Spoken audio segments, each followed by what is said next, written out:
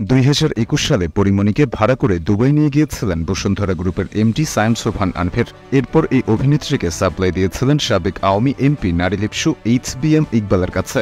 সেখান থেকে গিয়ে শেখ হাসিনার মেয়ে সায়মা ওয়াজেদ পুতুলের তৎকালীন স্বামী খন্দকার মাস্টার হোসেন মিতুর সাথেও একটি হোটেলে একান্তে সময় কাটিয়েছিলেন পরি। আর এই কারণেই তার উপর ক্ষিপ্ত হয়েছিলেন শেখ হাসিনা।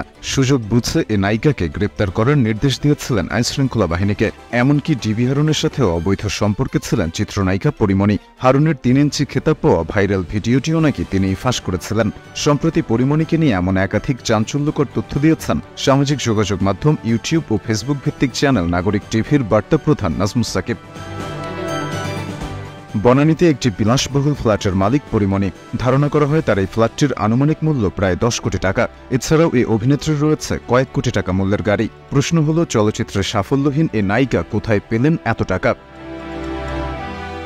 টাকার জন্য এমন কোনো জঘন্য কাজ নেই যা পরিমণি করতে পারেন না, যার প্রমাণ মেলে 2021 সালে করা তার দুবাই সফরে। নাজমুস সাকিবের দাবি, পরিমণিকে ভাড়া করে দুবাই নিয়ে গিয়েছিলেন বসুন্ধরা গ্রুপের এমডি সায়েম সোবহান আনভের। মোটা অঙ্কের টাকার বিনিময়ে সেখানে একাধিক পুরুষের সাথে একান্তে সময় কাটিয়েছিলেন এই অভিনেত্রী। আনভীরকে খুশি করার পর তারই ব্যক্তিগত ইয়াটে এ নায়িকা লাঞ্চ করেছিলেন সাবেক আওয়ামী এমপি নারীলিপসু এইচবিএম ইকবালের সাথে। গোপনে যার বেশ কিছু ছবি তুলে রেখেছিলেন আনভীর।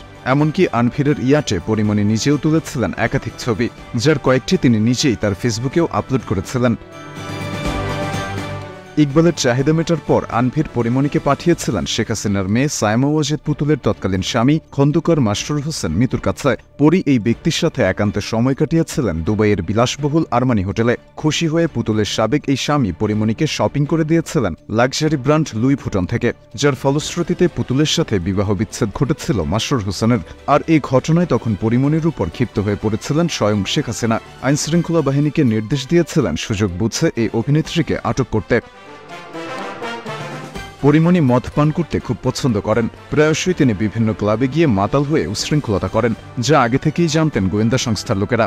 নাজমুস সাকিবের দাবি, পুতুলের বিবাহ বিচ্ছেদের পর হাসিনার নির্দেশে দীর্ঘদিন ধরে পরিমণিকে আটক করার পরিকল্পনা করে রেখেছিলেন আইনশৃঙ্খলা বাহিনীর সদস্যরা।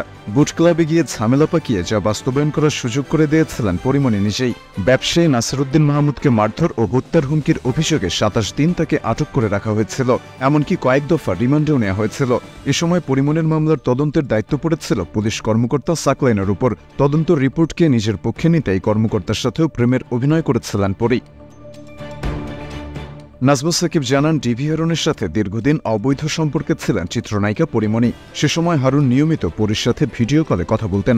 গোপনে সেসব স্ক্রিন রেকর্ড করে রাখতেন এই অভিনেত্রী। তেমনই এক ভিডিও, 3 ইঞ্চি ভিডিও খেতাব পাওয়া হারুনের এই ভিডিওটি। ছাত্র আন্দোলনের সময় পরি নিজের পরিচয় গোপন রেখে যা ফাঁস করে দিয়েছিলেন।